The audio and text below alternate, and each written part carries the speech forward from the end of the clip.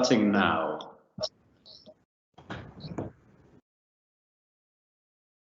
Dear colleague, I would like to welcome you all to this global town hall that is organized by CCISUA. For those of you who don't know me, I am Priska Shawi and I am currently CCISUA president. Before turning to the proceedings of this town hall, allow me first of all to express our solidarity with all our colleagues who are currently working in Ukraine under a very difficult situation. I would like also to suggest that we observe a minute of silence to pay tribute to the victims of the war that is currently raging in Ukraine.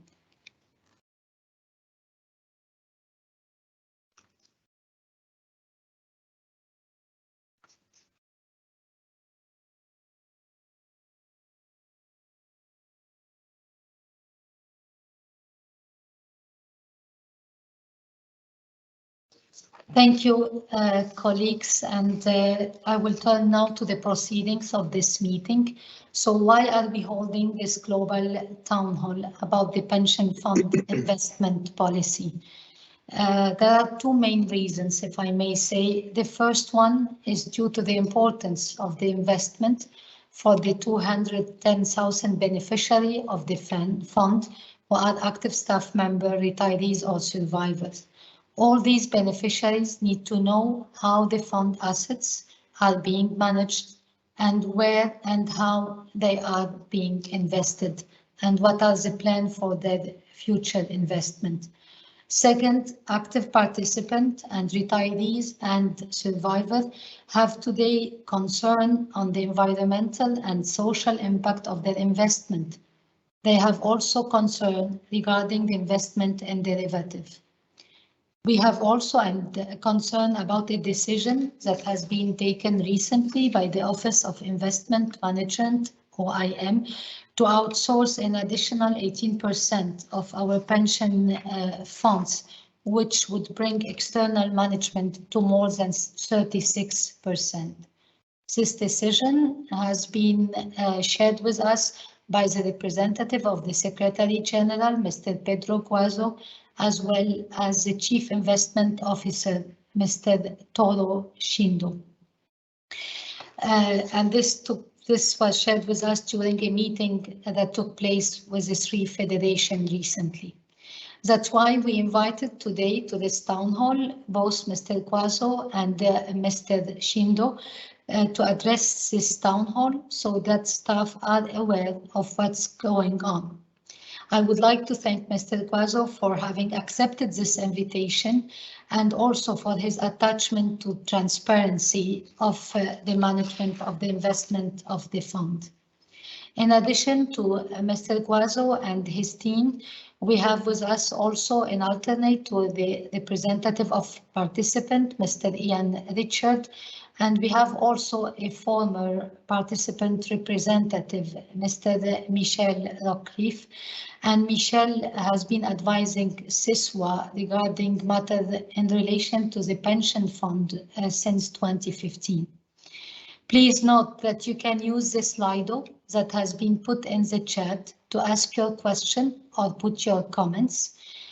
This allows us to have a smoother running of the meeting so that also we can see what are the questions that are of great importance for you. Without any delay, I'm going to give the floor to Mr. Pedro Cuazo to start with the presentation. Pedro, you have the floor. Thank you. Thank you, Priska. Good morning to you, and thank you for helping us organizing this town hall. As you know, and you mentioned, it has been our commitment since the beginning, since 2 years ago, to share with all the stakeholders all the relevant information that is needed for keeping your peace of mind. We know that the pension fund, it's the main pillar of our social security and the future of all of us, right? And when I say all of us, I don't say it lightly, because as you know, we all, the 152 staff members of OIM, besides this being our job and the source of our professional pride, this is also our fund. So we have an invested interest in the health and long-term sustainability of our fund. Also, please allow me to join you on your kind words, and thank you for making us prepare and take a moment to think about our people and the people of our people that are out there in the most difficult places on earth, trying to deliver the mandates that the different organizations of the United Nations system has. We work for them, and we have them in the top of our mind every time that we do any action or we make any decision for the investment of their resources. So thank you for that as well, Priska. Let me start by saying that our fund, it's as healthy as it has never been, right? As you know, during the last couple of years, we have made huge changes in the Office of Investment Management, which is the office of the pension fund where we manage the resources of the pension fund. We have made a lot of changes in order to improve transparency, accountability, to allow our investment officers to make decisions, but also we have streamlined our investment processes and our investment policy, and that has paid off if you measure the size of our fund. As of last Friday, our fund was almost $86 billion, which is almost 36% higher than the actuarial value of the liabilities that resulted from the ALM study from 2019. 36%. That means that all the market value of our assets is 36% higher than those liabilities. So we have a buffer of 36% over those liabilities to cover all the costs and all the payments that we all will benefit from when the time comes for us to retire or we reach any settlement. So that's the most important thing that we have to consider. The second one is that we have also consistently have delivered the 3.5% real rate of return that the pension board requires to sustain in the long term our fund. At the end of last year, that rate was something around 4.3%. Now, of course, with the volatility that we have experienced in the first 2 months of the year, that has decreased, but it's close to 4%, right? And let me just spend a little bit of time on what is happening right now, right? Because you mentioned, Priska, that we are talking about investments while there are a lot of things happening in our world, but unfortunately, all those things affect our investments, right? As you might remember in our year-end letter, we of course shared with all of you the good news about the performance of 2020 and 2021, but we shared with you that there were concerns on what could happen in 2022, right? And if you look back of what we were thinking at the end of 2021 and the first weeks of 2022, we had some factors that could, just by themselves individually, could completely destabilize the economic system, right? We were talking about how the world would come out from COVID, what type of recovery we would face. We had, of course, big concerns about inflation, and of course, how inflation could affect economic growth all over the world, not only on the developed markets, but especially on emerging markets, right? And as I said, each one of those three issues individually could create enough volatility in the markets and slow down in the economy. And on top of that, we have experienced in the last couple of weeks the conflict that it's evolving as you all follow in the news, right? So we have four factors that had affected tremendously the financial markets, tremendously the mainstream economy all around the world. But the good news is that even with those four factors affecting the whole world, and of course our portfolio, the team, this team that you have in front of you, Mr. Toru Shindo, our Chief Investment Officer, Ms. Anastasia Rothero, our newly appointed Director for Public Equities, and Tomasz, that is now temporarily the head for fixed income. This team had always made the good decisions and the right decisions to be ready when crisis hit, because we are going through a crisis. And this team together had gone at least through two crises before. They went together and they made the right decisions when we had the big financial crisis in 2008, 2009.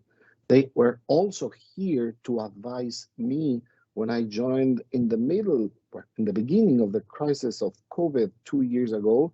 They also made the right decision, the investment decisions, and this was not the exception. Right? We are in a very privileged situation where we have enough liquidity. We started accumulating liquidity in the last weeks, in the last months, I would say. We have also divested from securities that today could be seen as risky, and that is why our portfolio has not been as impacted as other portfolios of other institutional investors or even the stock markets, right? So kudos to this team, because they are an admirable team. They are 152 people that knows what they are doing and that they're not afraid to speak up and to make the right decisions when the time comes. So my appreciation and my admiration to Toru, our first Chief Investment Officer, and all his team, together with all the team in the Office of Investment Management, for all the great results that they all deliver all the time. We all should also feel proud about our pension fund, because not only it is in a healthy place financially, but it is the best portfolio in terms of ESG from all the asset owners that we work with. And ESG, as you know, Priska, it's not only about the environment, but it's also about social and governance issues. As you know, we adhere to the United Nations Principles of Responsible Investment. That entity, which is a UN supported entity, but independent, they set the principles and the policies that a responsible investor should follow, and they rate the institutional investors on a yearly basis. For 2 consecutive years, we have obtained the best grades from the PRI in terms of ESG management as a whole. More specifically on the environment, which is something that, as you know, it's very close to the heart to all of us, because it is an existential risk, right? And let's call it like that. An environmental risk is an existential risk. We have taken measures that go far beyond what anybody else in the financial markets or even in the private sector or other public pension funds have made. As you know, we joined the United Nations Net Zero Asset Owner Alliance in 2020. We set the goals in order to become net zero by 2050.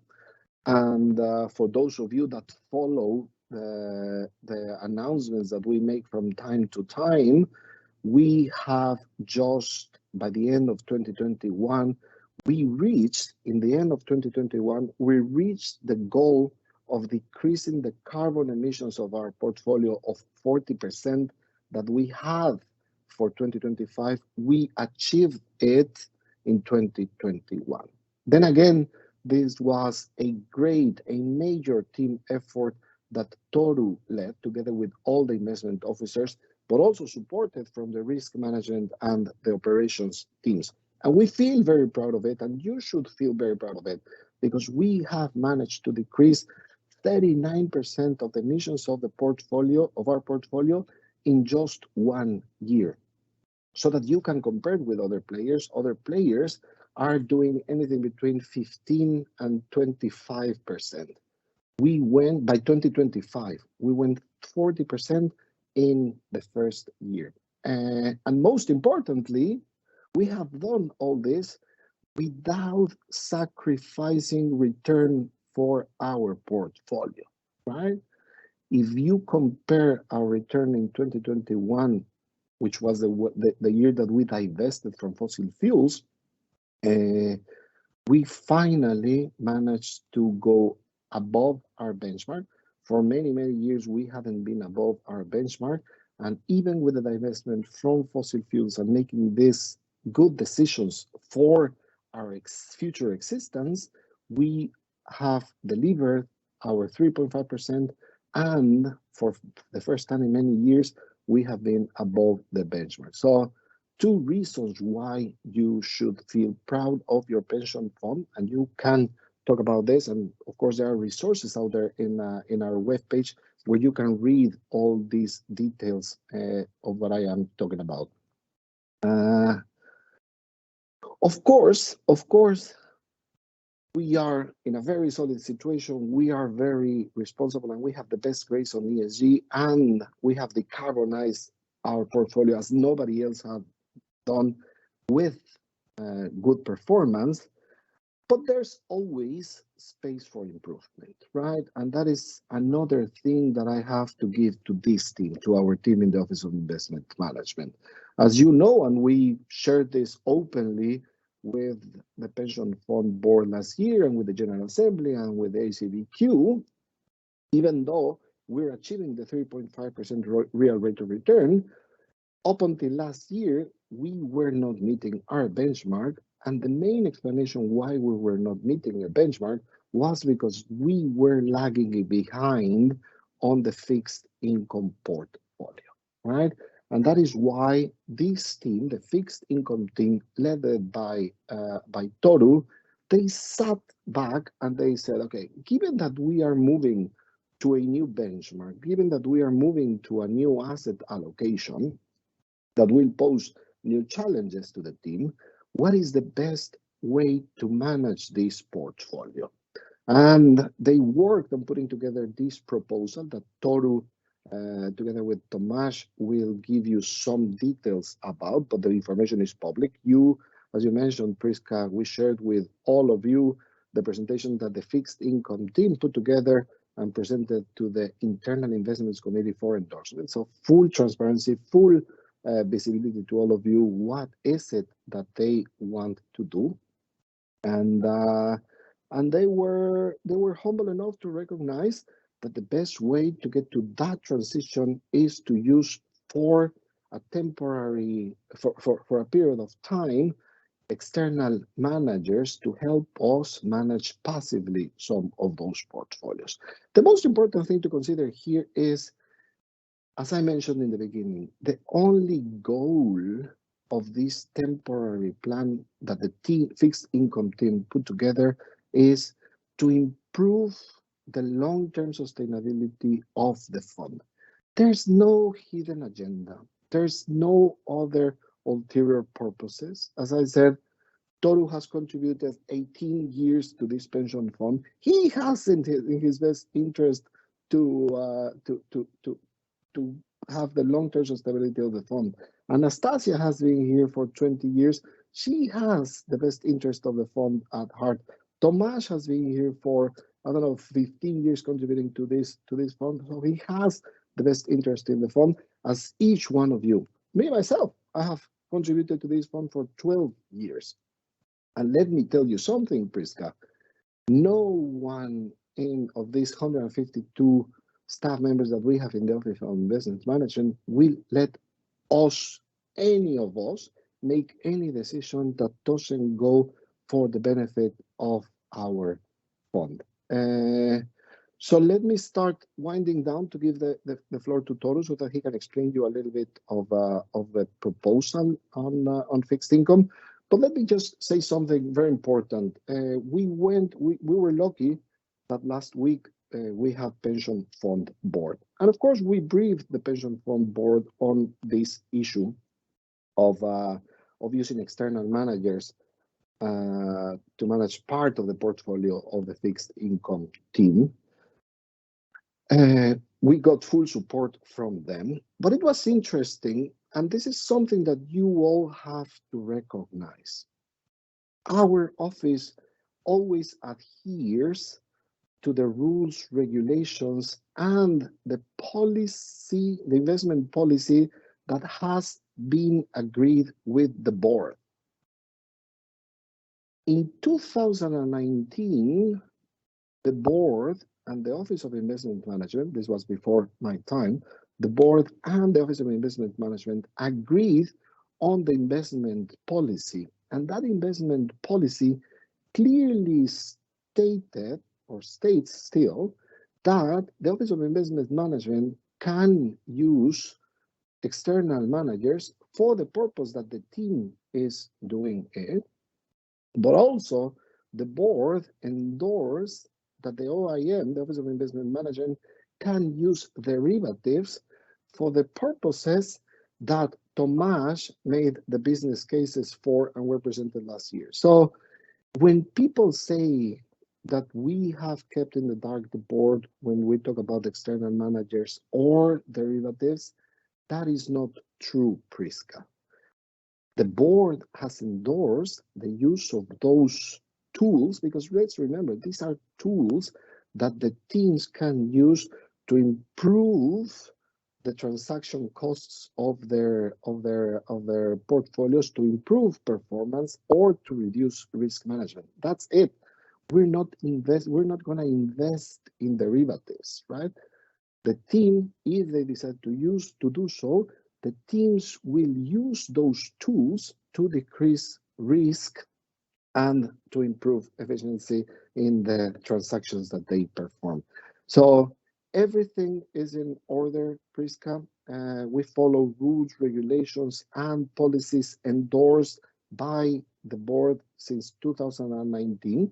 The proposals that we put together are always bottom up. So we use the knowledge of, in this particular case, the fixed income team has probably more than 200 years of accumulated experience between all of them. So they must know what they're doing. So the most important thing is to listen to them and to support them and allow them to help us build and keep building a strong and long-term sustainable pension fund. Toru, over to you so that you can walk us through the details a little bit. Okay. Thank you, Pedro.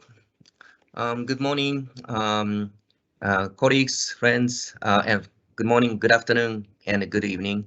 First of all, thank you for giving us the opportunity to speak about the status of the investments of the fund.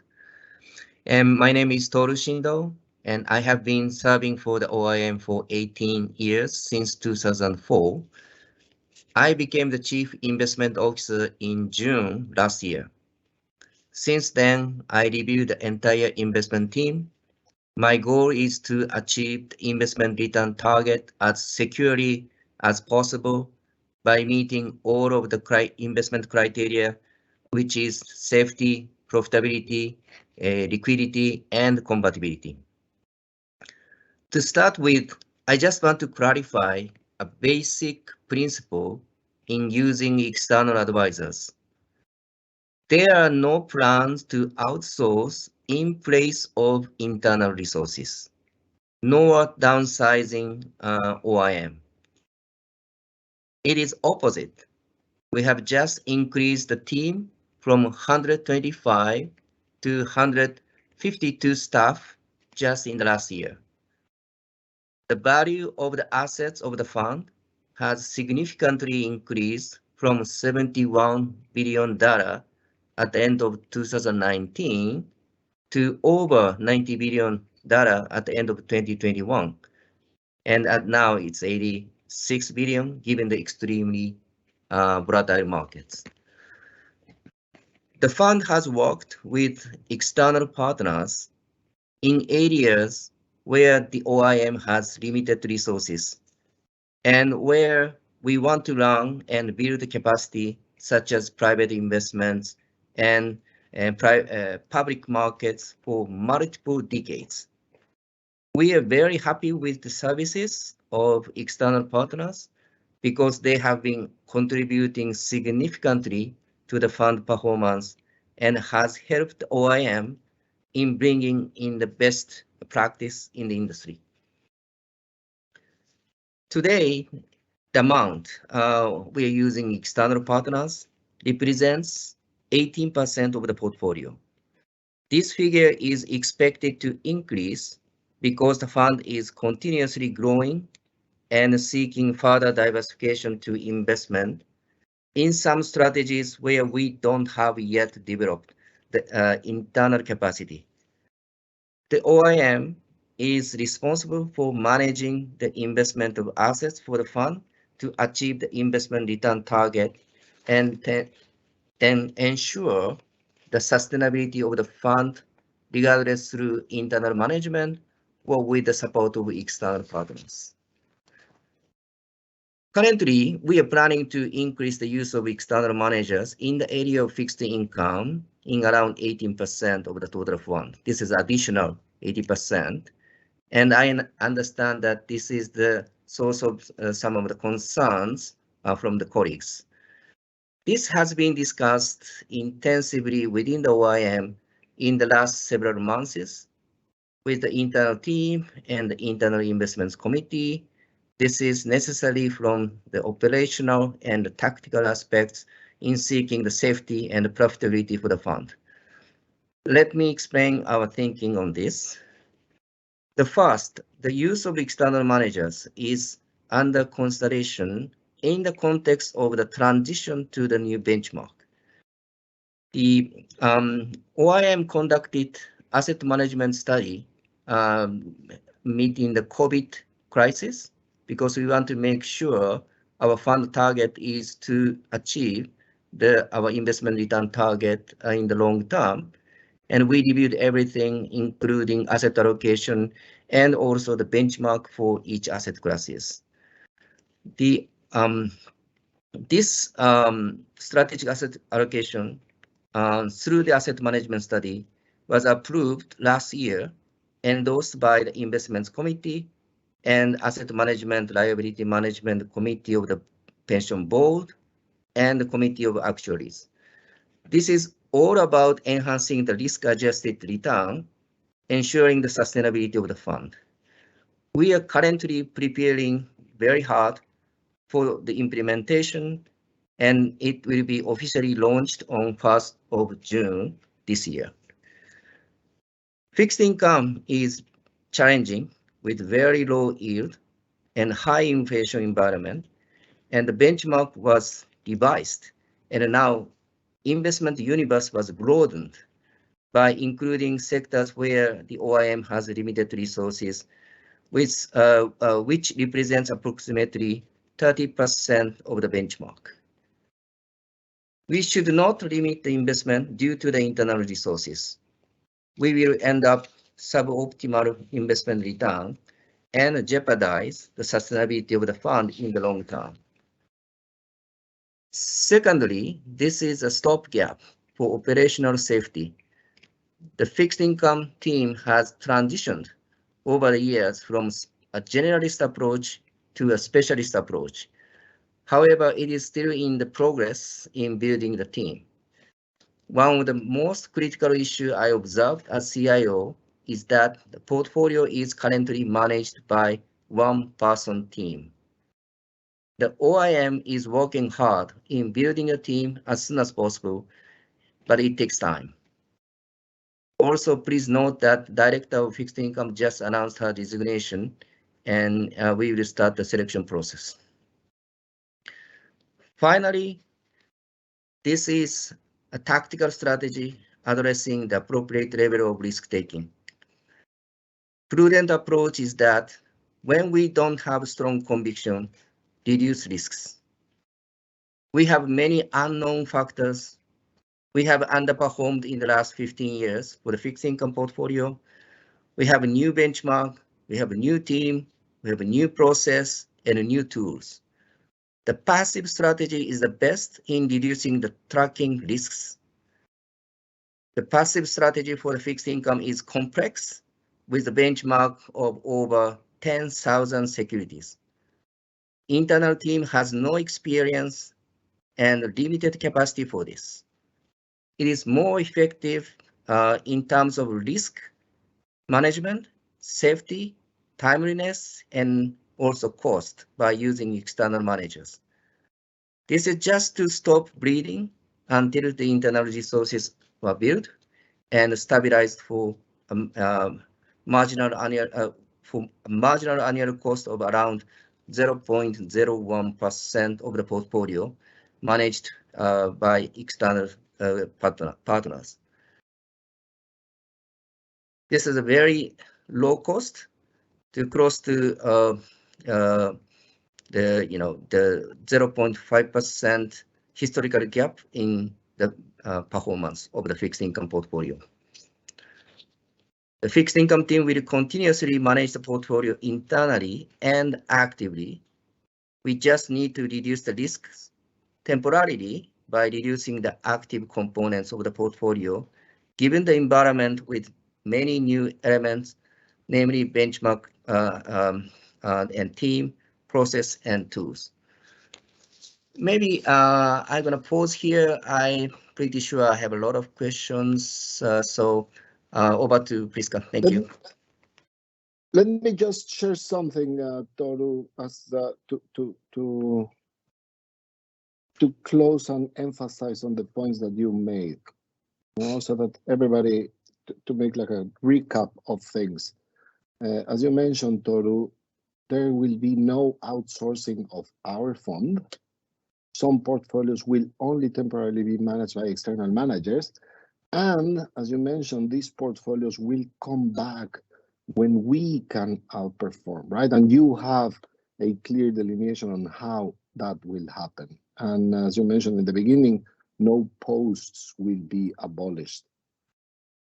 Also, this is a fixed income team proposal, as you mentioned, and I emphasized in the beginning, this proposal was made by a team of professionals with more than 200 years of combined investment experience, and it was not imposed by anybody. Let me go back downward. It says that the tool was endorsed by the Pension Fund Board since 2019. And as I mentioned, the Pension Fund Board was informed in 24 February 2022. There were some questions asked. We provided some answers, and the team provided some answers, and they gave final support to this proposal. And finally, something that has been buzzing around is that Wall Street cannot take our resources, right? I mean, the potential external managers that can do this, they're not even in Wall Street, and they can, even if they were in Wall Street, they cannot take our resources. As Toru clearly established, external managers follows always our instructions. The resources are always in our accounts and under our control. And as I mentioned, the external managers are not even on Wall Street. So, and as Toru and I mentioned, this plan that the team has put together, it's only, and the only goal is to increase the sustainability for our fund by temporarily managing externally 18% of the total resources of our fund. So let's hope that this is clear. We're here open to your questions. And as I mentioned, we have Tomasz here with us, that he was a key player in putting together this proposal, but also he was a key player on putting together all the proposals for the use of derivatives in our portfolio. So if you have any detailed question about this proposal and the derivatives, Tomasz can help us answering them. We have also Anastasia Rothero, as I mentioned, she was not involved directly in this proposal, but she's part of the Internal Investments Committee, and she has had some experience also managing some portfolios through external managers in the public equities domain. So we're here to give you peace of mind. As I said, we have nothing to hide. This is only to try to increase the sustainability for our fund, and all the risks have been thought about and they will be mitigated. Let me stop here and pass the floor to you, Prisca. Thank you for the Pedro and Paulo. I would like just to remind all participants that you can place your question and comment in the Slido, and you can also create the question based on what is more important for you. Thank you again, Pedro and Toro. I think here we can dispute the use of word, what is outsourcing, what is external manager, what's the difference between outsourcing or external manager. For me, it's the same. We are using different words to say the same, which is the outsourcing. You have been trying to be reassuring, but saying Wall Street cannot take our resources. However, it seems that we are giving them the possibility to manage part of our resources. In any case, I think we will not reach an agreement on what is what, mainly because of the use of the terminology. Where I am going to give the floor to Michelle Rockcliffe, who, as I've said, has been advising CCISUA since 2015 and who was in the past a former participant representative and who's retiree. So Michelle, I give you the floor for 5 minutes only because we have a list of questions that I would like to give the opportunity to both Pedro and Toro to answer. Michelle, the floor is yours.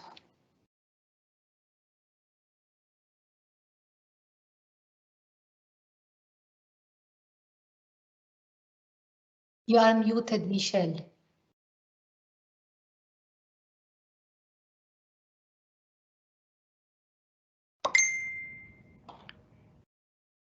Michelle, you are muted. I'm trying to unmute. Okay. Okay, can you hear me now?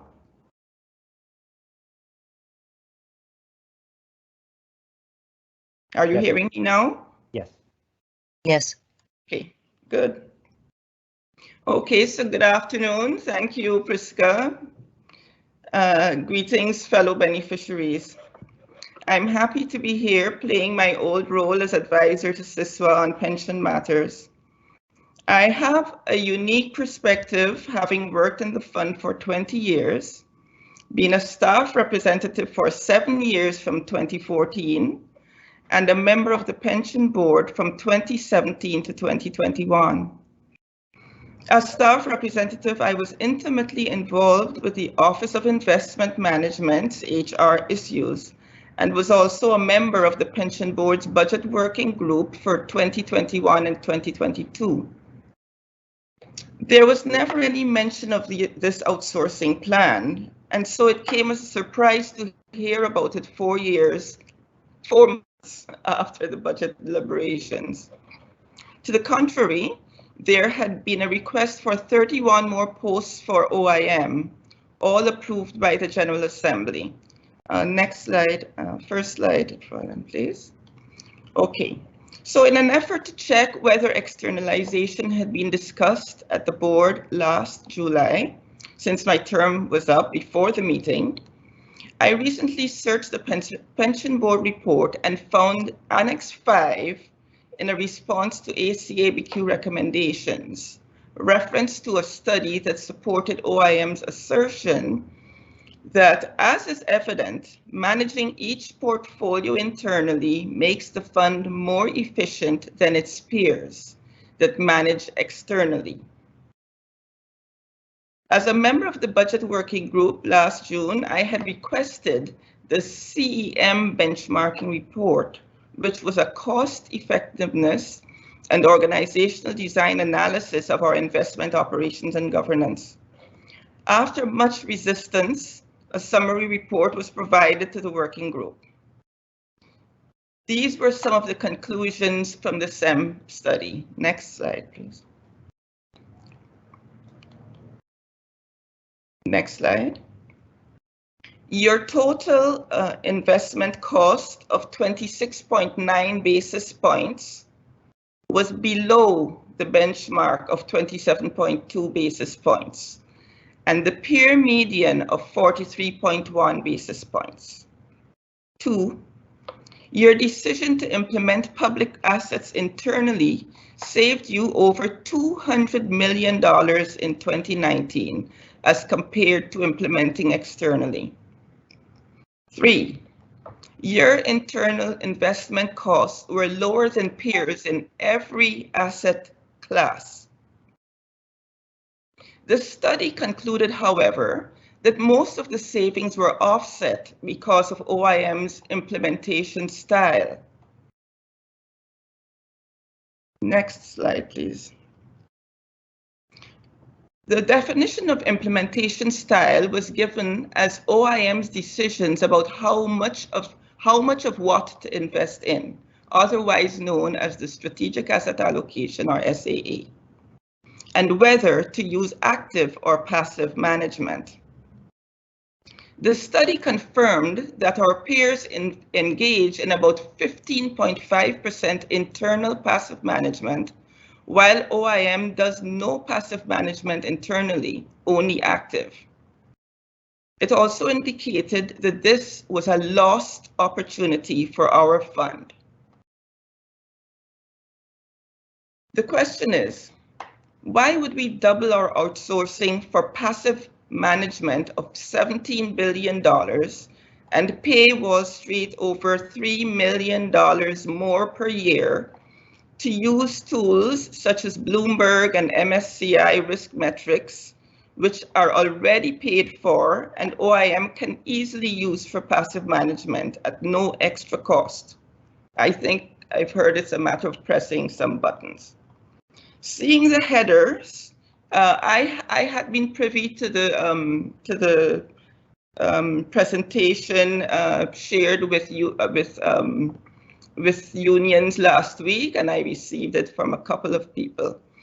Seeing the header on that presentation, "Stop the Bleeding," I wonder, shouldn't the fund simply reduce or eliminate emerging market debt, which was the biggest underperformer, and which, according to the SAA study, should not even be part of the fixed income portfolio?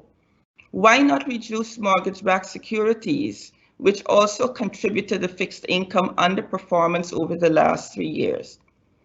Corporates, which the OIM staff managed actively before, surely can be done passively with the necessary staff. During my last year as staff representative, umpteen hours were spent with management in an attempt to correct the structure of the fixed income team, which was naturally causing a toxic workplace. This was owing to its deviation from normal reporting lines used in the other investment teams. I am afraid that the new team structure shows a regression and not an improvement, as there are still silos and several teams within the fixed income team. The new portfolio structure suggests that we will be outsourcing the US Treasuries portfolio, which I understand is outperforming the benchmark by lots. Why are we then outsourcing what we are good at? We are told that OIM cannot do both active and passive management, even though passive is easier to do. It is a matter of will to save or to waste. On Friday evening, I received a link to the summary of the pension board meeting on the UNJSPF website, where, to my shock, it stated that fixed income staff themselves proposed to outsource more than half of their own work. Knowing the staff of OIM as I do, I doubt the veracity of that statement. It doesn't take 3 years to build a team. OIM has been recruiting experienced investments experts for decades. You cannot develop experience if you are not actually doing the work, as you see in the case of the corporates are being totally outsourced. So how are we building capacity there? From my perspective, the glide path presented showed that there is no plan to return all our funds to the internal management. There are so many more questions, but I think I'm running over time. Just to say that unions will have to step up. Thank you to CCISUA for taking this initiative this time.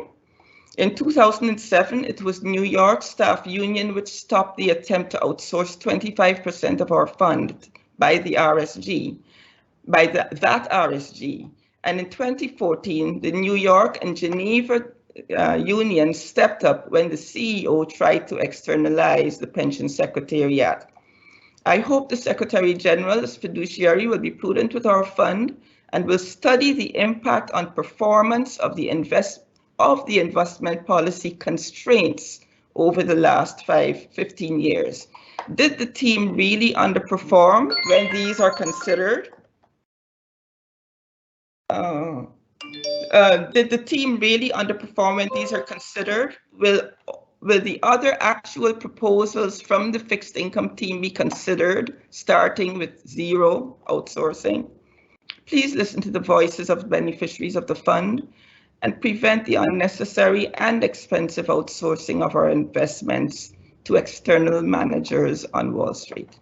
Thank you.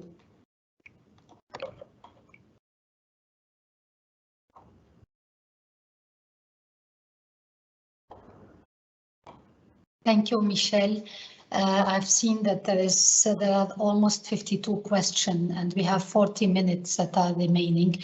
So Ian, I'm going to give you the floor very briefly and I would kindly ask you to moderate the question so that we can give the time to Toro and Pedro to answer all of them if possible. Thank you. Priska, can I suggest that we answer, because I don't know how long it will go, but probably we can answer this round of questions and then we go to the next round of questions. Fine with me. So thank you. Yeah. Okay. So I'll take some of them and then I will ask Toru and Tomas to explain a little bit more on the details on some of them. First, I'm very happy. Well, first to your point, Priska, about terminology, right? And you made a point that we understand different things, and of course, terminology is always contextual, right? And but in this particular case, we're talking about investments, so there is exact terminology when it comes to investments, the terminology that investments experts use. So I suggest that we believe what the experts say and also what the pension fund board, that it's the maximum governing body for these things, has said. So believe what the experts say. Second, thank you, Michelle, for the good work. It makes me happy to see that, as we know, we are transparent and all the information that you quoted there is public. So that shows the spirit of transparency and that the relevant information is out there. And we agree on many things, Michelle. And the most important thing that we agree from your presentation is we all agree that it's most cost efficient to manage resources internally. That quote that you read came from us because we will always try to manage internally all the portfolios, because as you said, we have invested, we have technology already in-house that allow us to leverage it and make it much more efficient, right?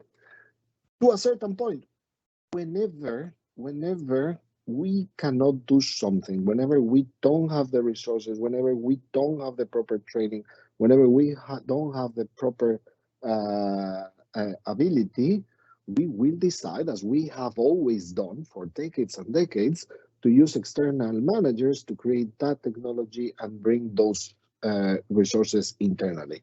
This small investment, the almost $3 million that you mentioned, will allow us to close a gap that we have in our performance of our fixed income portfolio. It's underperforming against the benchmark, something around, let's say, between 0.4% or 0.5%. And we will only invest 0.01%.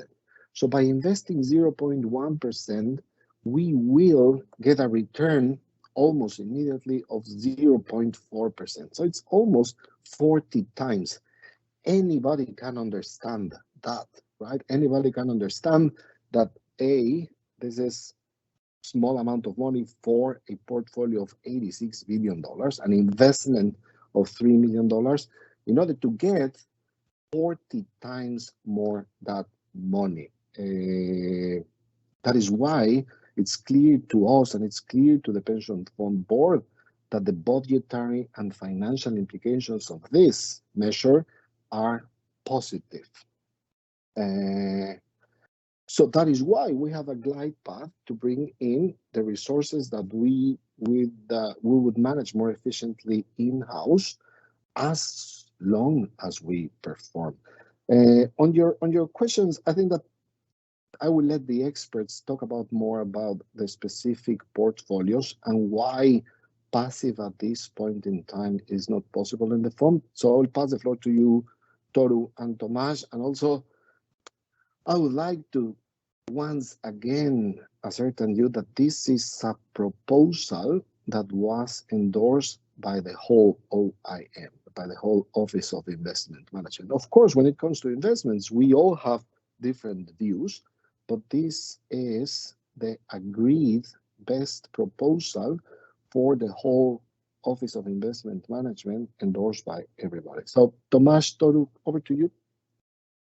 Thank you, Pedro. Maybe before giving the floor to Toru, I'm going to give the floor to Ian, who also wanted to ask a question.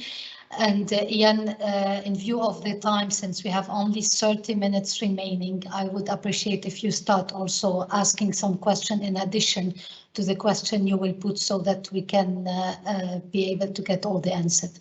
Ian, the floor is yours. Yes, thank you.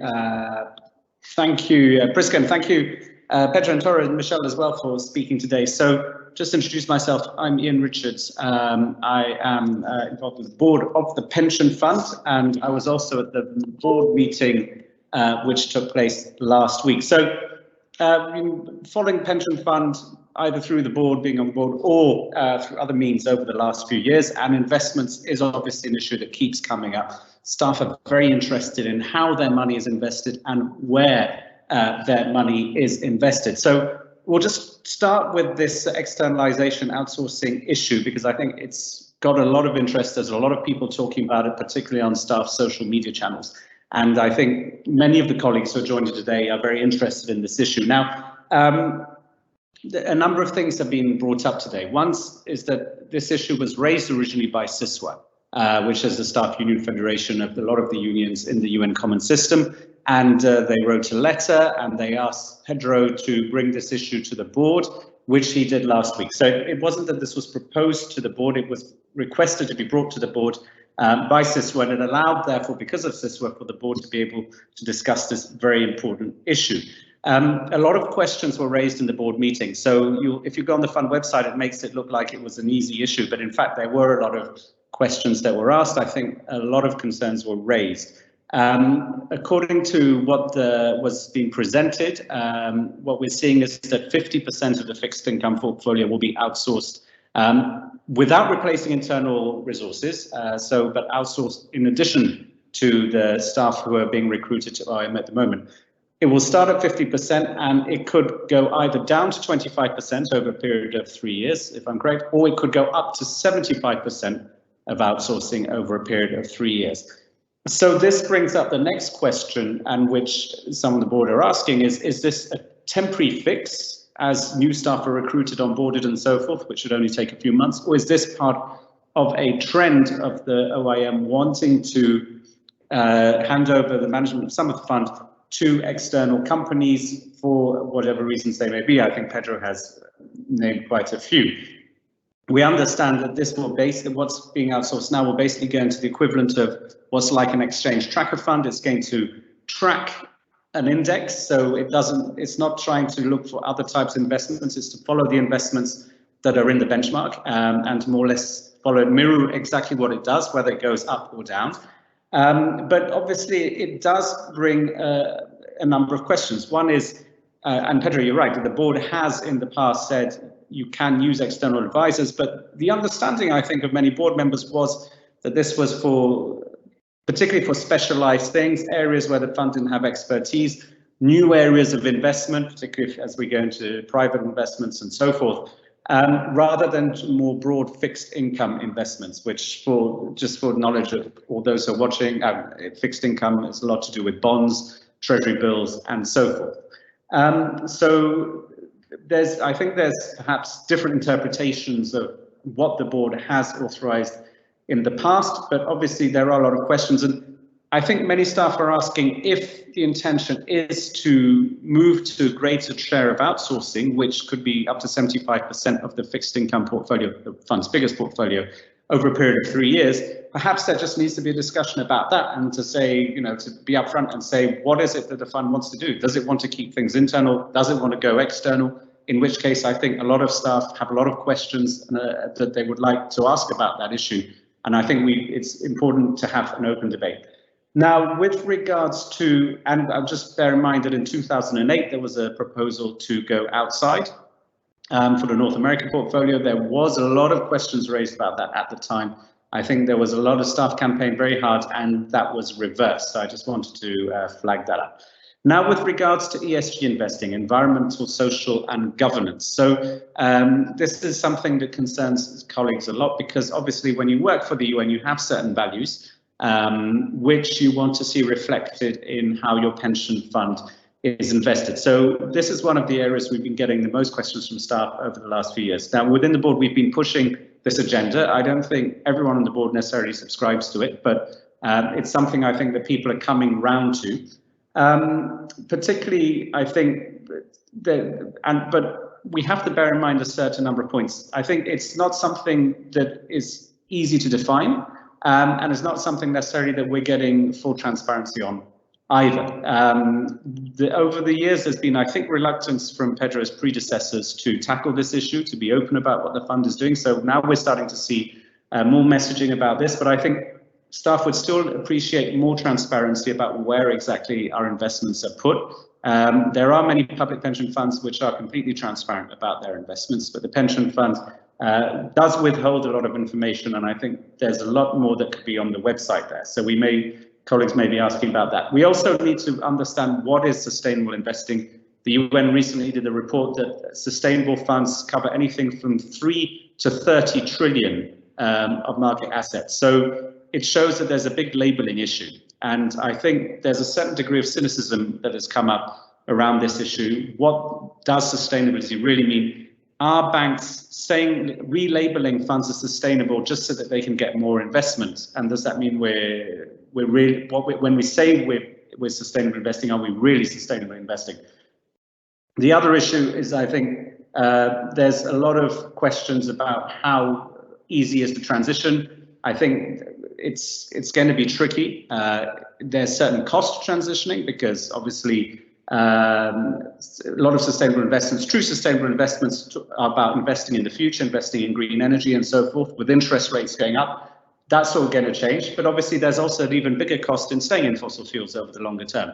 And I think it's very important to be open about that and say it's not easy to transition, but the costs of staying where we are even worse. And I think it's important that we have an open discussion about that. So with that, I think we can just go to some of the questions that have been put, and remind colleagues that the Slido link is in the chat.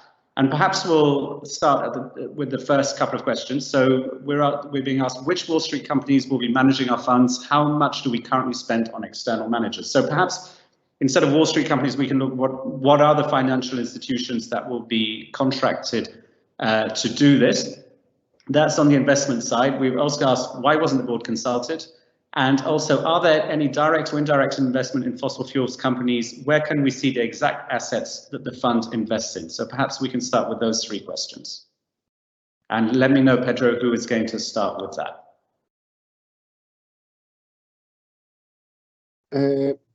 Why don't I take one of the ESG, Ian, and then I'll pass the floor to Toru and Tomasz to tackle the ones that we're still missing from Michelle, and the new ones that are popping up. And probably I'll answer the one for the board. Let me start with the one from the board. I mean, the board, as any tripartite governing body, as you know, some of you know, most of you know, the pension fund board is constituted of three groups: the representatives of the staff, the representatives of UN entities, and the third group is representatives of member states. And of course, there's a lot of questions from the different groups. We had, as you mentioned, Ian, I would say a very constructive session on this. We went there because we're always, I mean, this is a proposal to manage temporarily externally 18% of the portfolio. And as I said, the timing was really good. I shared on the chat the outcome of that board session so that everybody can see what the board said after that session. So feel free to go in there. And we always value the points and feedback from the board.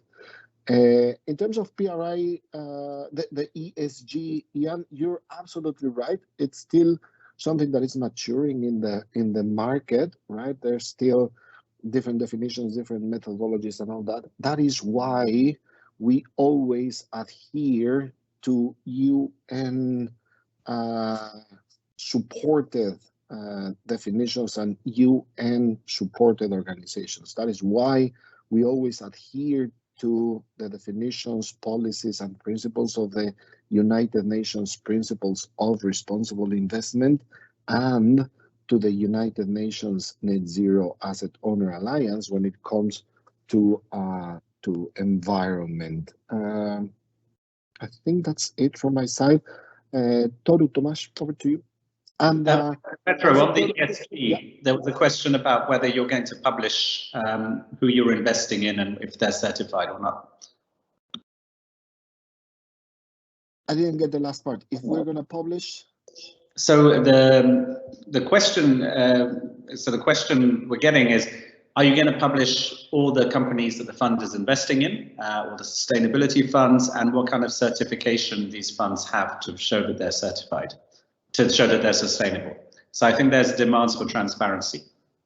Yeah, I mean, there's, you know, that there's an everlasting discussion on what is the benefit of disclosing all the list of all the investments that pension funds do, because there's that could put us in a fragile market competition situation, right? The few ones that are disclosing the list of investments is because they have done something really, really bad, and they are public funds, and their legislators have mandated them to do it, and they play on their handicap against the other participants in the market, because it's very predictable what they're gonna do. And as you know, in the markets, when you're investing, if people know what you're gonna do, you always lose, right? So we have to balance between having a list of investments that probably will not be useful for anybody of our stakeholders, again, vis-a-vis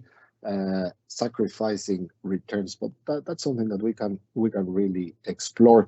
I mean, people know what we can invest in, right? That is one of the usefulness of the benchmarks. The benchmarks that we have give you the whole universe of where we can invest in.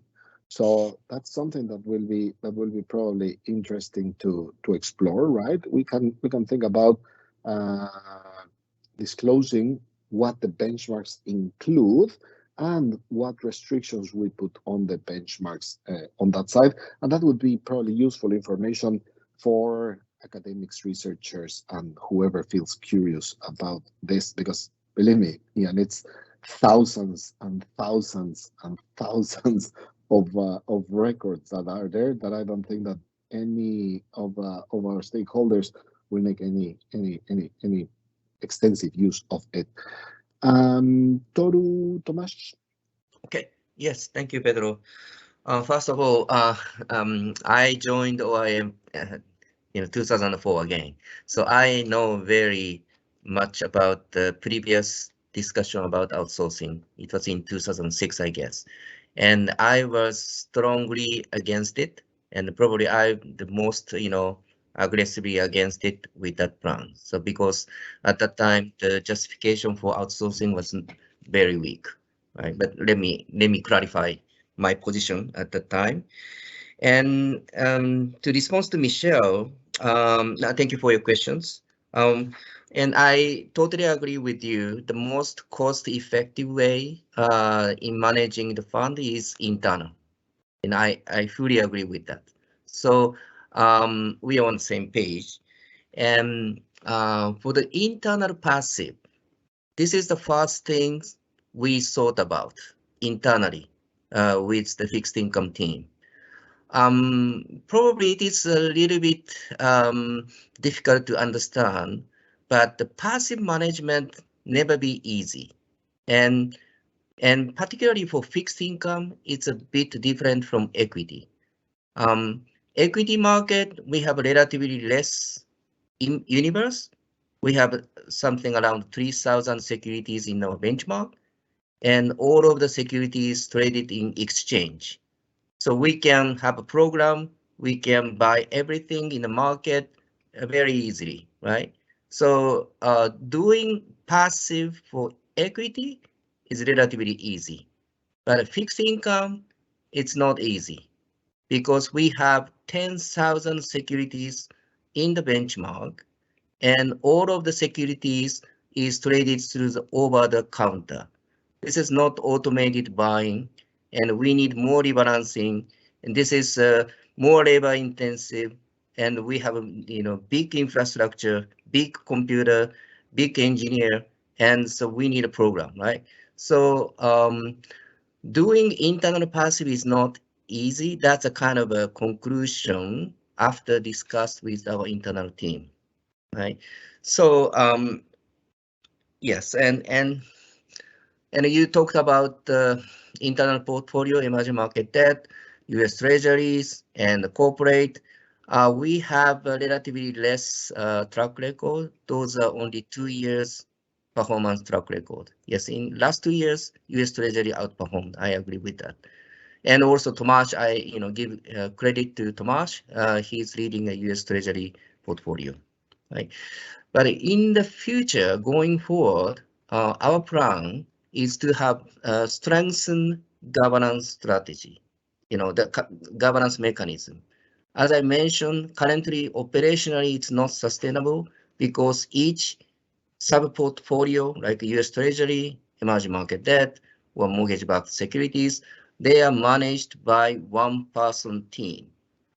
I asked Tomasz, the senior investment officer, to oversee all of the portfolio teams more, closely.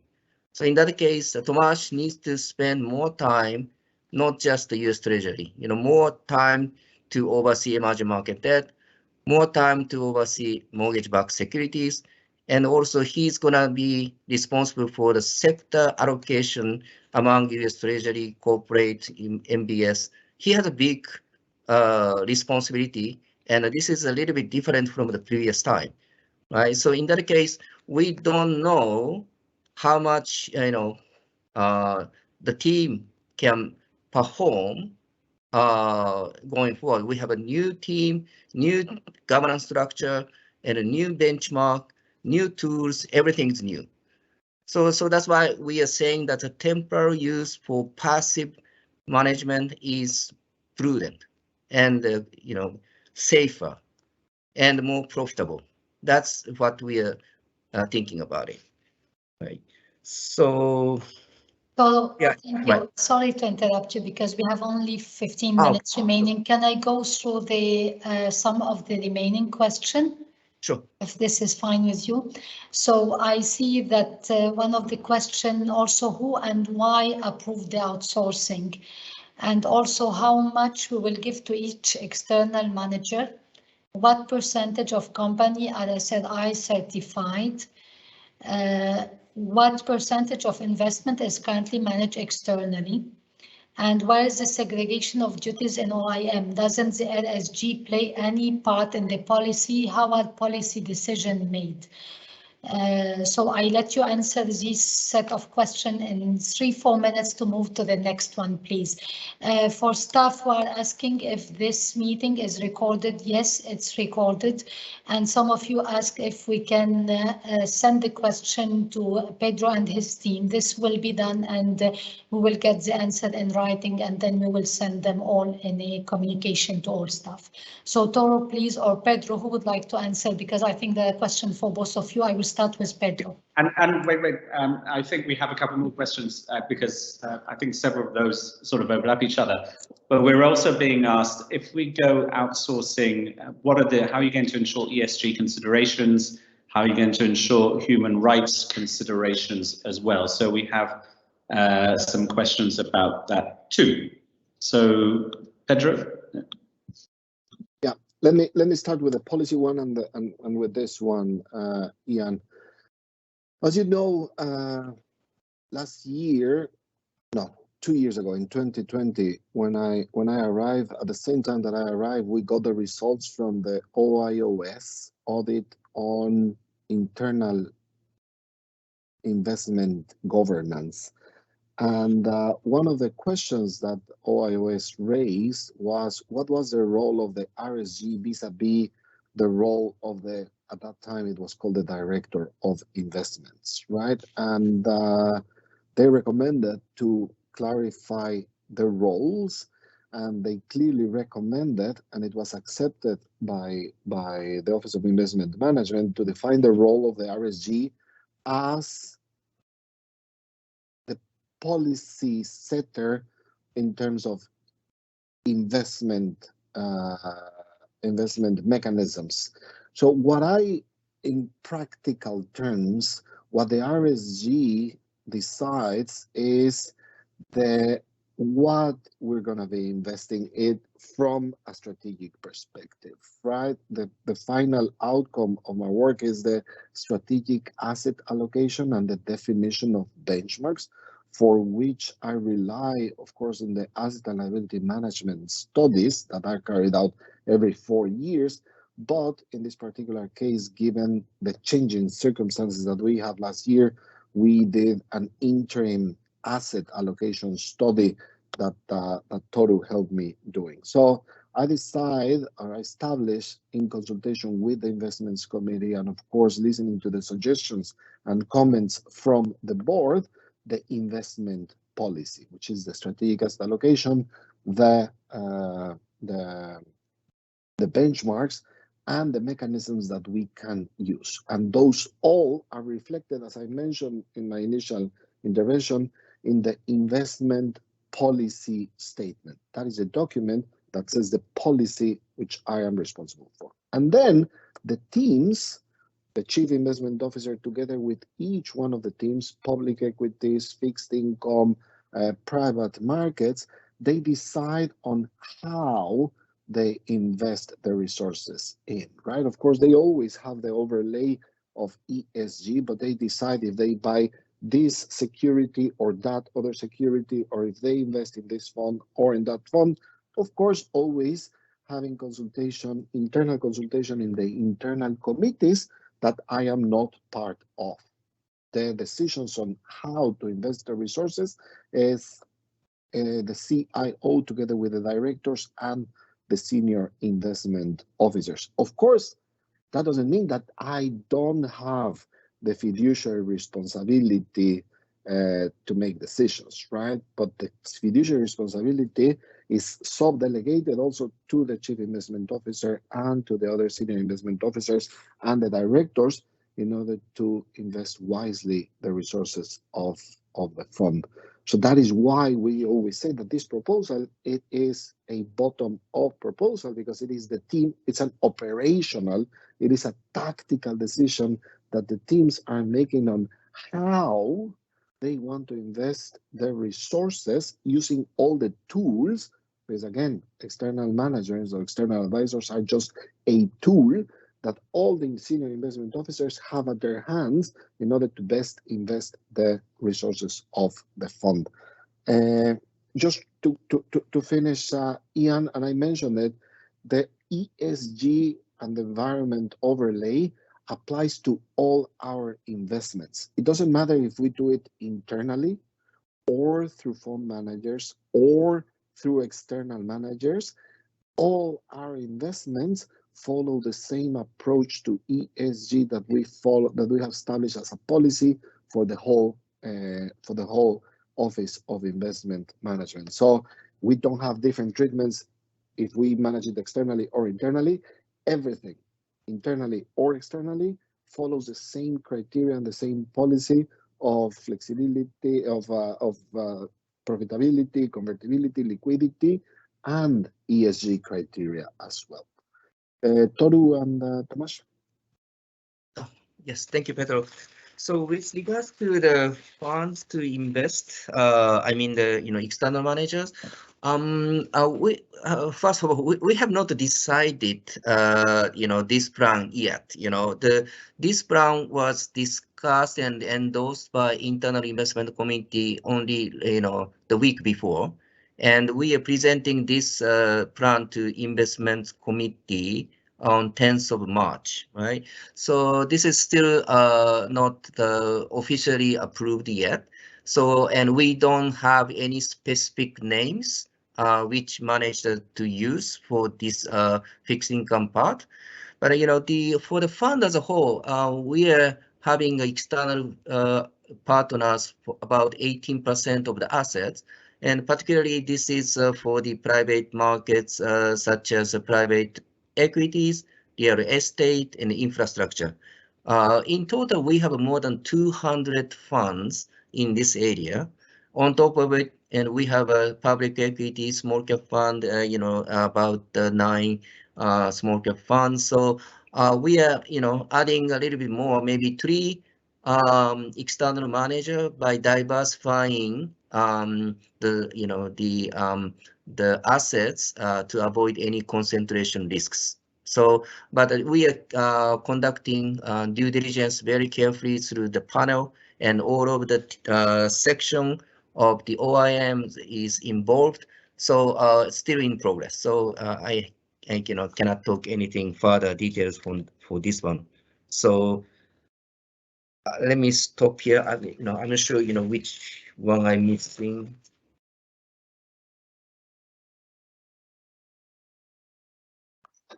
I don't know if Pedro had said if Thomas wanted to say something about why the fund was proposing to outsource. I don't know if Thomas, you wanted to say something. Yeah. Good morning. Good afternoon. I don't know what to say. Like everything's been said. I don't think it's the role of the portfolio managers to set the strategic decisions for the fund. We are here to implement the decisions that management deems to be appropriate, and that's what we're here for. And we had long discussions, and at the end, the whole OIM supported the plan to outsource the way the Toru presented, and that's where we stand.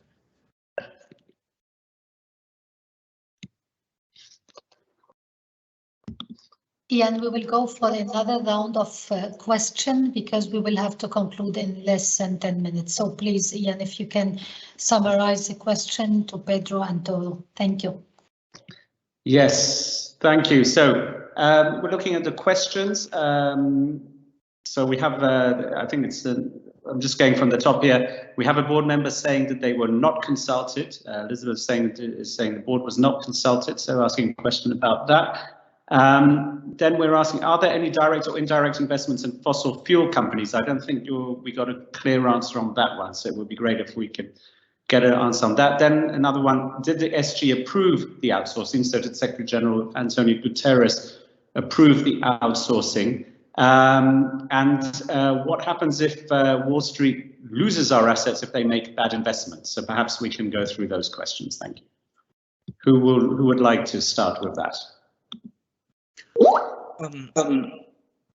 First of all, we made the presentation to the pension board last Thursday So it was fully discussed, I believe. Maybe Pedro had more comments on this one.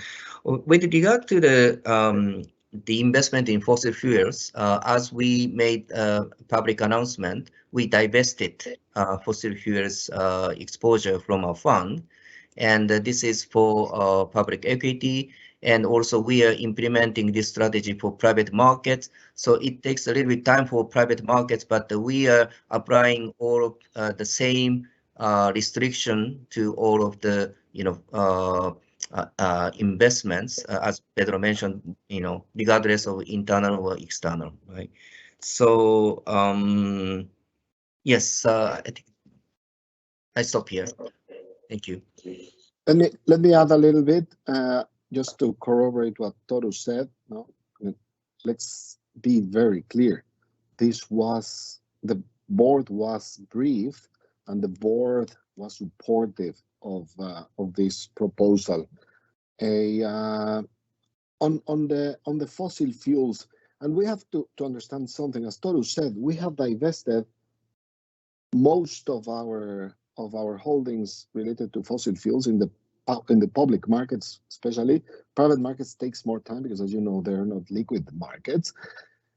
But we have reduced 40% the carbon emissions on our portfolio.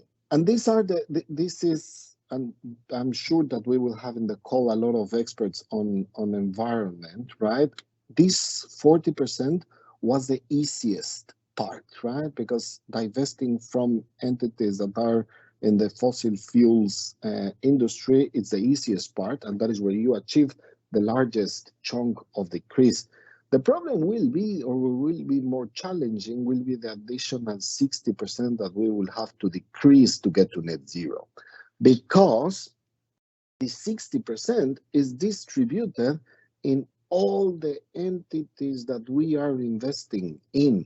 As you know, every company, even if they're not in the fossil fuel industry, they issue carbon emissions, whether because of their buildings and their cars and their fleets and all that.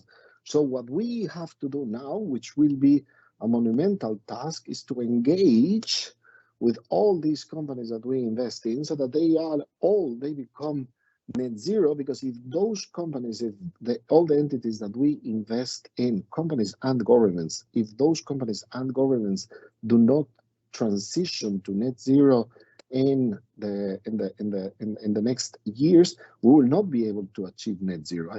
I hope that it is clear, right? Because it's two steps. One is the divestment from the fossil fuels companies, and then what do you do with all the other entities that issue carbon emissions, right? So this is a massive global effort, and as you know, the UN is trying to lead on this effort. With regards to the specific question, if the SG approve this outsourcing, as you know, I am the representative of the Secretary General, so I have the delegated of authority from him to make investment decisions. As I explained to you, I don't make investment decisions based on the recommendation from OIOS. I set the policy in consultation with the board and with the investments committee, and it is the teams that make operational and tactical investment decisions, right? So this is, if you want, in a segregation of duty scale, this is a decision that the CIO together with his team can make, and it doesn't have to go all the way up, because this is not a policy decision. This is an operational and tactical decision that the CIO together with the directors and the senior investment officers have in their tool to manage better the portfolios. Thank you, Pedro, and thank you for the answers. Before we wrap up, I just wanted to bring up a point which I hadn't mentioned earlier. Is indeed we had a lot of discussions on the outsourcing at the board last week in the very short time that there was there. But of course, the board does not take decisions on investments. You, Pedro, do under the authority of the SG, and it was good of you to remind us that. So different board members can have their opinions on this, but at the end of the day, the board is consulted but is not a decision-making body. So the board can only do so much on that particular issue. Yeah. To you, Prisca. Yes, thank you, Pedro, Toro, Michelle, Ian, Thomas also, and thank you for all the staff who asked questions. I am aware that some questions remained unanswered because of the lack of time. As mentioned, I'm going to go back to Pedro and his team, and we'll try to have all the answers to the questions that remained unanswered in writing, and we will be circulating them. I think that the answers were sometimes clear, if I may say, sometimes less clear. But all those who attended the meeting, we were over 340 persons, I think, have a clear idea, and I think they can make up their mind, and CCISUA is going to follow up within its bureau and within its constituency what are the next steps that we will need to take. While noting again, as you said, Pedro, and Ian said, that the board is not the one taking the decision, but you are there to represent the Secretary General, and you report to the Secretary General. So with this, I thank you all for attending this very important meeting. I wish you a great afternoon, and I wish you a great day for those who are in New York. Have a great day and great evening. Bye-bye. Thank you. Thank you, Prisca. Have a good day, everybody. Bye. Thank you. Thank you.